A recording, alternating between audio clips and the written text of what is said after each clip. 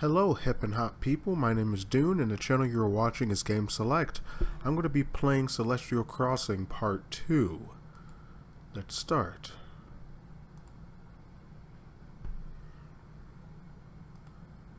What have you done?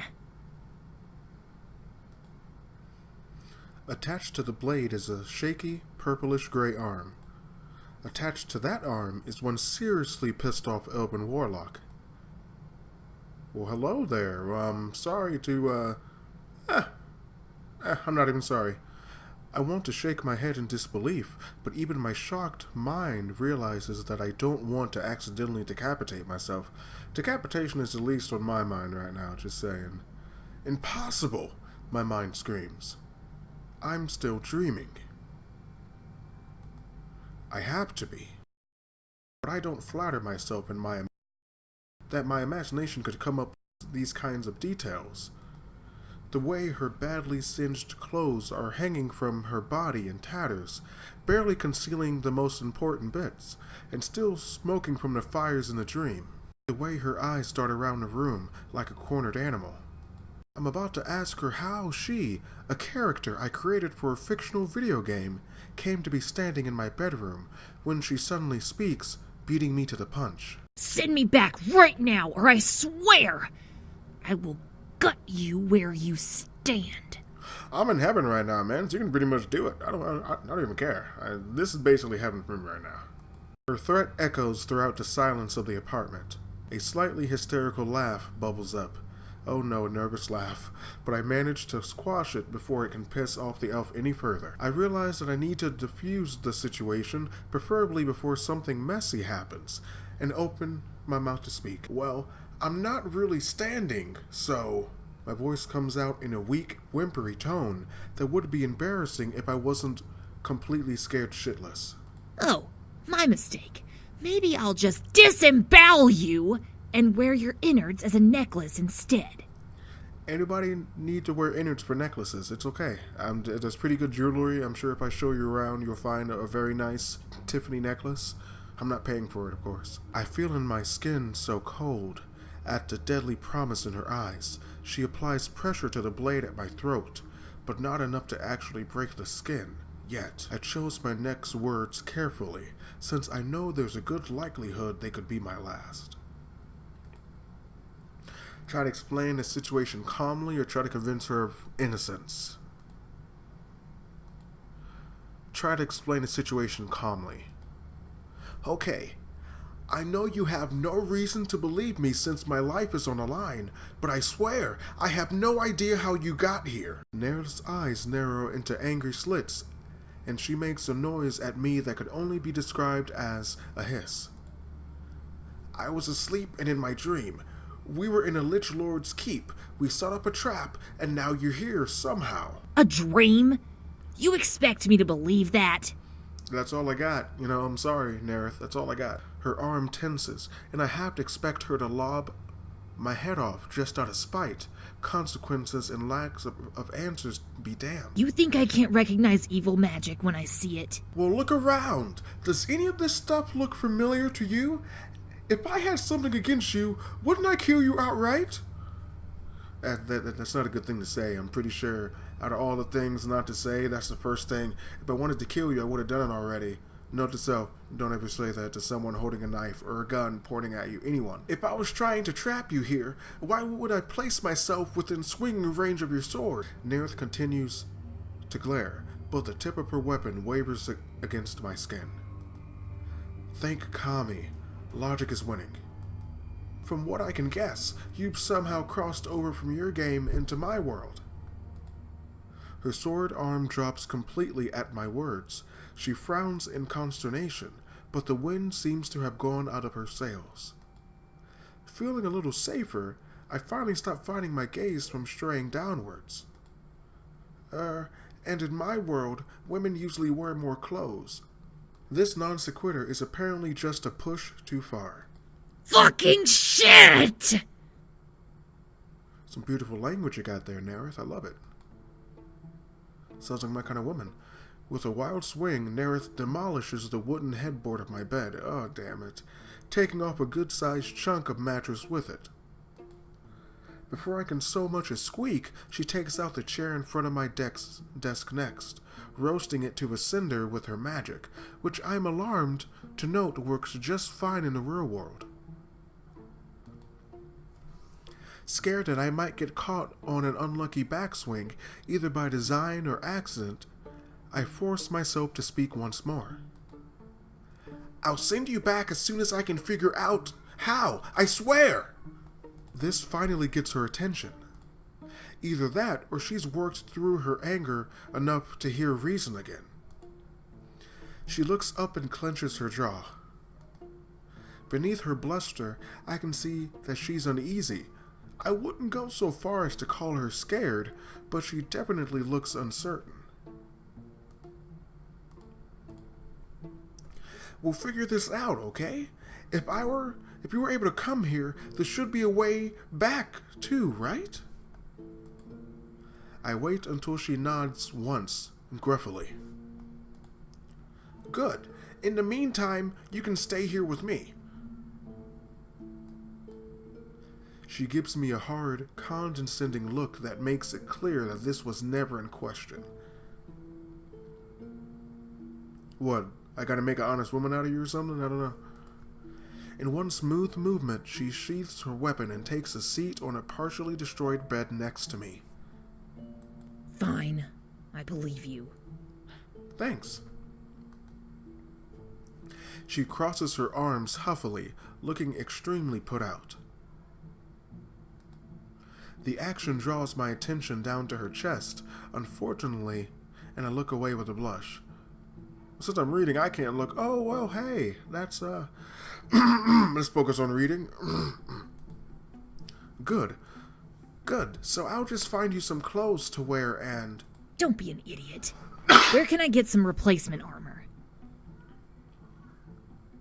I mean... What? Oh, yeah, she thinks this is the game. Never mind. Huh? There's no armor here. I mean, people don't wear armor in this world unless it's cosplay or something. And even then, it's cheap, flimsy material that's only meant to look good. Wait, what are you doing? Nerith strides competently to the sliding glass door that leads to my apartment's balcony before I even finish speaking. She steps out and leans over the rail, looking at the ground below. Where do those lead? I don't want to tell you. She points at the other balconies lining on the side of the apartment building. I blink in confusion. What is she planning exactly? Can it wait until morning? Those glass doors lead to the other people's apartments, their homes, like this one. She nods curtly, seeming to come to a decision. This is all the warning I get before she launches herself over the side of the railing onto one of the balconies adjacent to mine. I feel my jaw drop in horror as she casually slides the door open and lets herself into the stranger's apartment. Please let them be asleep. Please, Kami-sama, I'm begging you. Just do me this one small favor. Minutes tick by like hours, and I stand, frozen like an idiot, willing her elfy head to appear out of the darkness. I realize I'm sweating. Actually, physically, sweating from anxiety. Right when I'm about to call the cops, certain that she's murdered everyone in their beds, a dark female form shoots out of the neighbor's doorway and leads up to my balcony.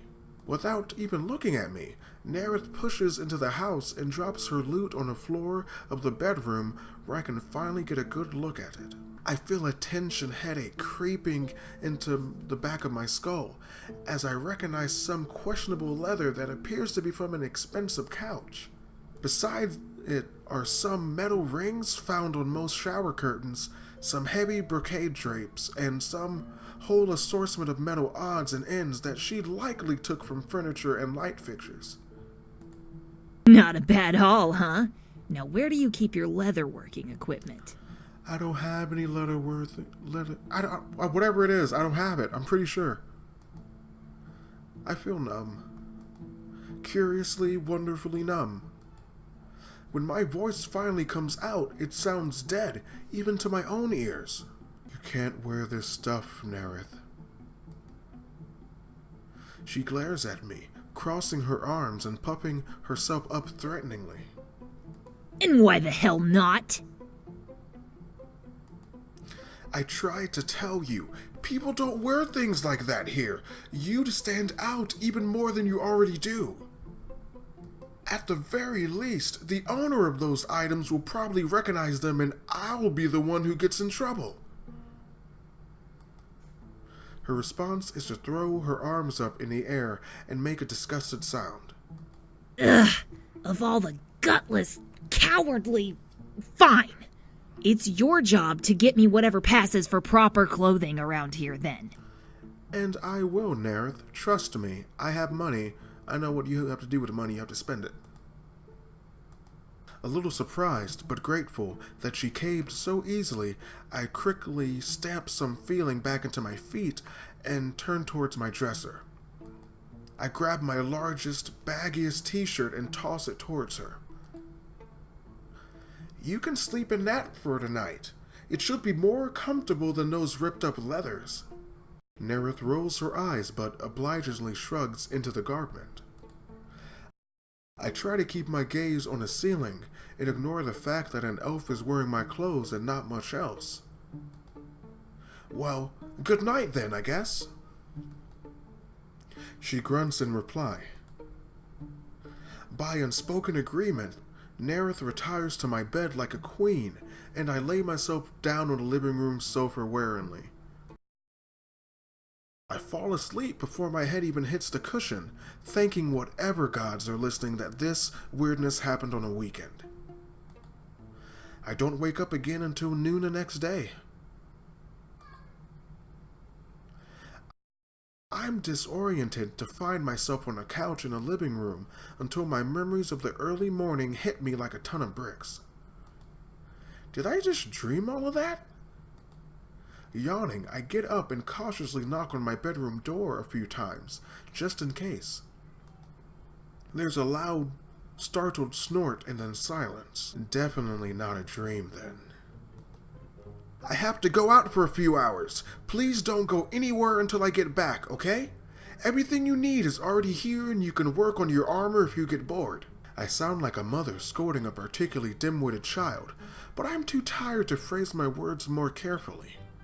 While I'm at it, I should go ahead and add, there's food in the kitchen if you're hungry. A sleepy murmur is her only response. It's hard to decipher words, but it sounded like piss off. I sigh before grabbing my wallet and heading out the door. After grabbing a quick bite to eat and selfishly not making any breakfast for the damn girl. Jeez, why didn't you make breakfast for the girl? She doesn't know what a refrigerator is. Sorry about my tangent. I just don't understand this person's logic. Okay, sorry about that. I'm gonna get back to character.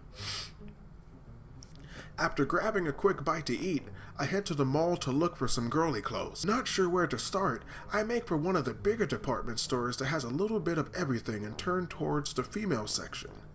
I'm immediately assaulted on all sides by lace and frills and flowery things. What you need to do is just, pull that grenade, man. You're already too deep in. Not only is this 20%, they changed their mind 40%, no, that's too low, 60%.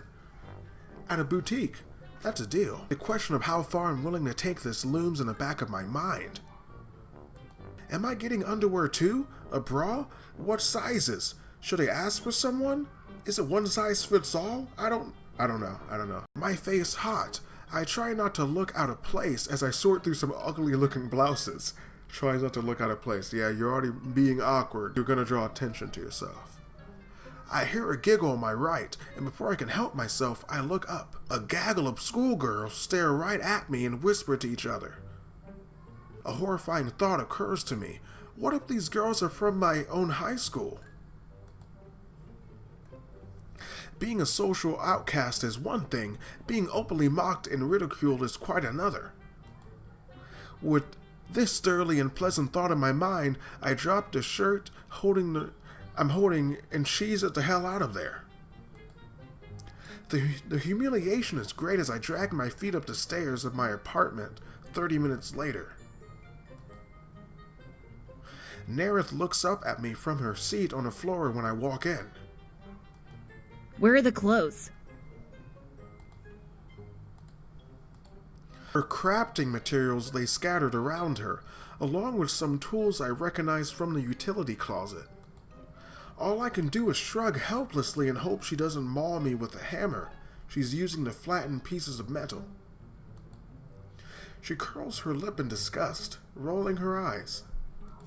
Are you anything other than useless? Forget it then. I'm not staying cooped up in this hovel another day while you dick around trying to find a solution. I'm not dicking around, little lady. I'm trying my best, and I'm starting to get used to you calling me useless, and it doesn't hurt anymore. Sticks and stones may break my bones, but your knife can cut my head off. That's all I'm going to say about this. I'll figure this out myself. Sure, okay. The thought of what she might do to get a hold of said clothes had me recoiling in horror, but before I can work myself up to a reasonable argument... Knock, knock, knock. Someone is at the door. Quick! In the closet! Nerith's eyes slit dangerously. What? Please get in the closet, you maniac, please. Someone's at the door. I don't know if it's my dad. Well, wait. My dad will use the key. I clasp my hands in a mute appeal. Please. There are little slats that you can see out of. Knock, knock. Be right there. Please, Nerith.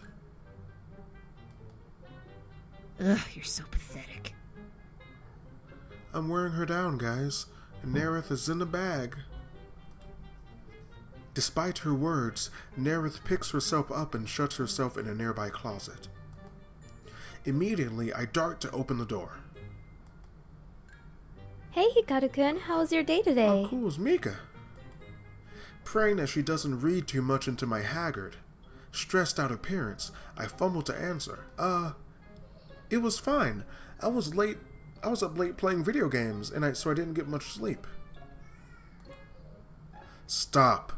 Stop telling her what a loser you are, idiot. Playing video games is amazing, but if any girl doesn't appreciate you playing video games, she's a baka. She looks me over with what I hope is concern.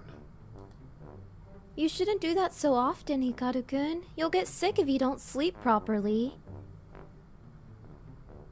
Did you get to eat the dinner I made you, at least? Yes, and I put it right on my unfinished homework.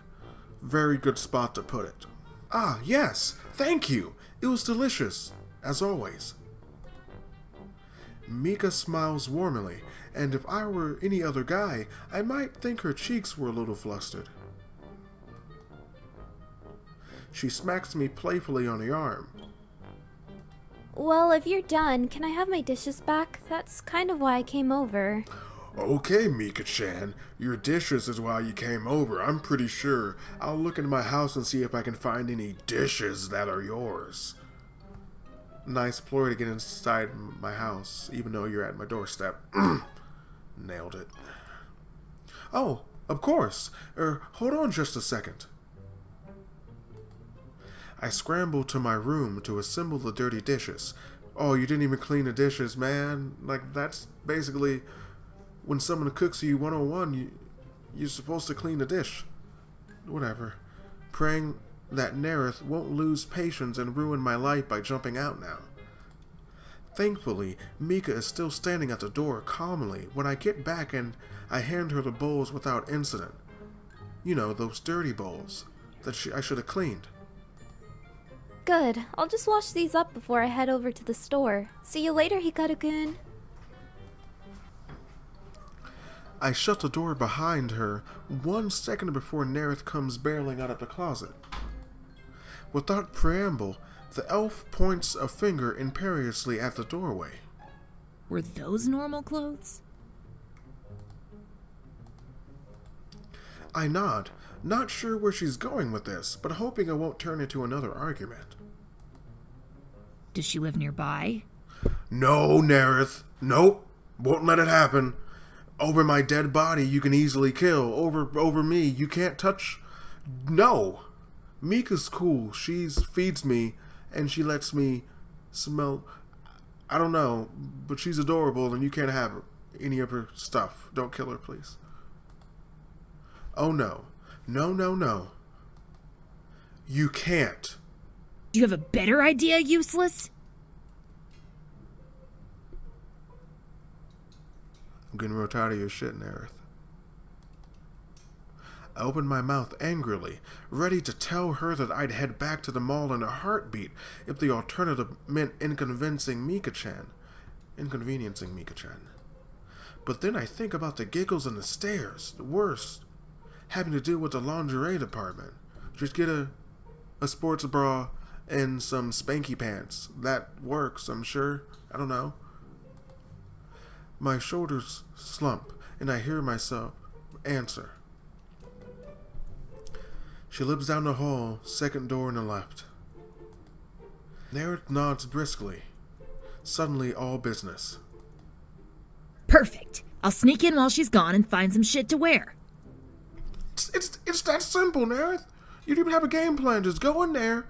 Simple. Find some shit to wear, and we're done. Brilliant. Love this girl. Okay, but can you please try to grab only from the back of her closet? Stuff she won't miss right away? Yes, fine. Just go and be a lookout or something. Yep, I'm going to be an accessory to a crime. This is going to be great. This sounds good to me. The further away I can be if something goes awry, the better. Just one question, though. How are you going to get in? You're not going to break down the door, are you? Nerith gives me a sideways smirk in reply. I have my ways, don't worry. Her words don't really instill confidence. If anything, I feel more nervous than ever. Still, if I find myself standing obediently outside the apartment complex 20 minutes later when I'm positive Mika-chan's gone. Behind me, I watch in awe as Nerith hops nimbly from balcony to balcony towards Mika's place. She lets herself in by the sliding glass door, and I wait. Everyone, please close your sliding glass doors. There are elves that can just steal your stuff. Be careful. Wait and worry. Then the worst thing possible occurs. Around the corner comes Mika-chan, grocery bag swinging under one arm as she makes her way home. Shit, how is she back already? Belatedly, I recall that I ran into her coming from the store yesterday as well.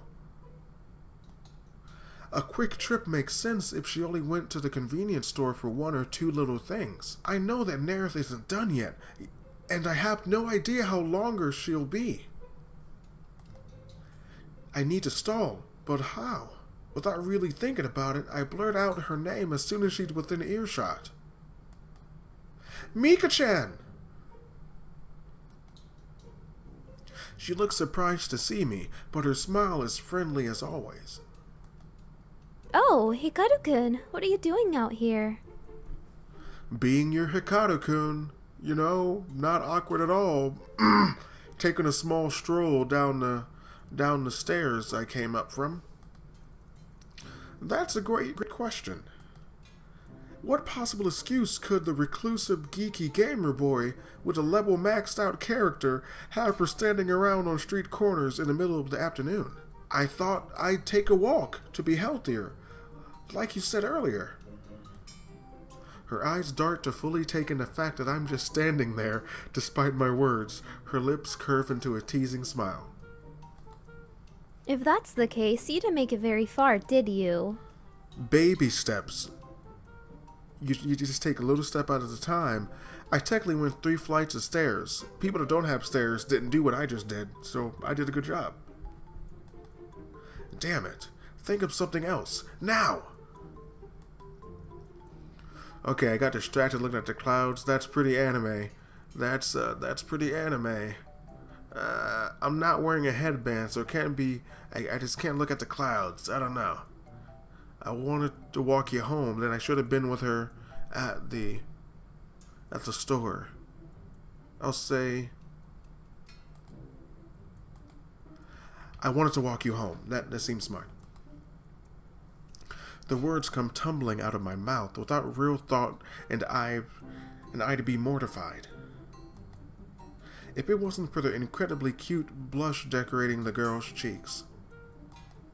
She laughs as if to brush off her embarrassment, but the way she pushes the strand of hair subconsciously behind her ears makes my heart stutter inside my chest. How gentlemanly of you. I guess I ruined your shining moment of chivalry by coming home too soon then, huh?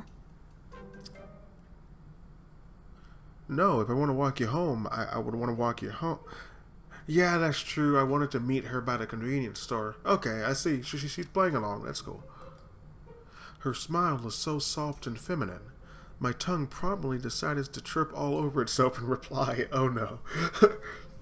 It's fine. I should have made up my mind earlier. She's close enough now that I can just barely catch a whiff of her shampoo. It smells like cherries. Mika giggles a little, readjusting the bag in her hands. I take a moment to glance upward at the balconies. Still no sign of Nerith. I need to get Micah to turn away from the apartments, I realize. Can I walk you upstairs at least? Her answering grin is enough to make my palms sweat. Wow, man, you are jonesing for this girl. This is love. This love has taken its toll on me. He said goodbye too many times before. It's a very, very beautiful song. Sure. I wait for her to turn and pretend to follow. Wait, Mika! She turns away from the building confused. I actually, wanted to know the recipe of the beef stew you made last night. Eh? I could tell you that more easily upstairs, Hikaru-kun. I'm forgetful. I'll forget when I walk upstairs. Tell me now. Don't look upstairs with the elf. Stop. She moves to head inside, and I impulsively grab her hand to force her to face me. Please don't slap me. You blush when I talk to you. I'm just trying to move forward. Don't. She looks surprised at the contact, but doesn't pull away. In there. Well, I thought since I'm already down here, I could head straight to the store to buy the ingredients. No need for unnecessary stair climbing. I just came down there. It's pretty tough. Mika begins to lift her eyebrows suspiciously. I feel the back of my neck break out in a cold sweat until suddenly I spot movement out of the corner of my eye. Miracle of miracles, Nerith is making her way out of the balcony door, her arms laden with clothing. You were just going to remember all the ingredients? Don't be silly. I would need to write them down for you, along with the cooking steps. I'm a smart guy. I play video games. Video games is just like cooking. I saw Sword Art Online. Just tell me the ingredients right now. Don't go upstairs, please. I stop listening. The blood drains from my face as I watch a pair of jeans come tumbling out of Nerith's arms towards the sidewalk below as she leaps backward towards my apartment. Yep, I'm in trouble. Yep, okay. The jig is up. This is all I have to think as denim fabric hits the concrete with a heavy flop. The sound isn't loud, but it's unexpected enough that Mika starts to glance over. If she looks up to see where the pants came from, like any logical person would, she'll be able to catch a glimpse of Nerith right as she opens the balcony door. I have to stop her. My body moves on its own, moving with a speed I wouldn't have thought possible. Uh-oh, making a move, Hikaru. Without any consent from my brain or her, my hands come up to grab both sides of Mika's face with a gentle but firm grip. Her skin is unexpectedly soft. Hikaru? What are you doing? Her voice comes out in a quiet gasp, and she drops the suffix in her shock. I say the only thing that crosses my mind at the moment. You have gorgeous eyes. Then my brain kicks into gear and humiliation fills me so completely that I barely notice the sound of her bag hitting the pavement at our feet. She does have very beautiful eyes. Have not seen eyes like bright yellow. It's very good. I'm gonna be honest. Like he's not lying. I let go of her as if her skin were hot enough to melt iron. Then I run far away from my shame and loneliness to the man cave lair. Because that's the type of guy I am, unfortunately.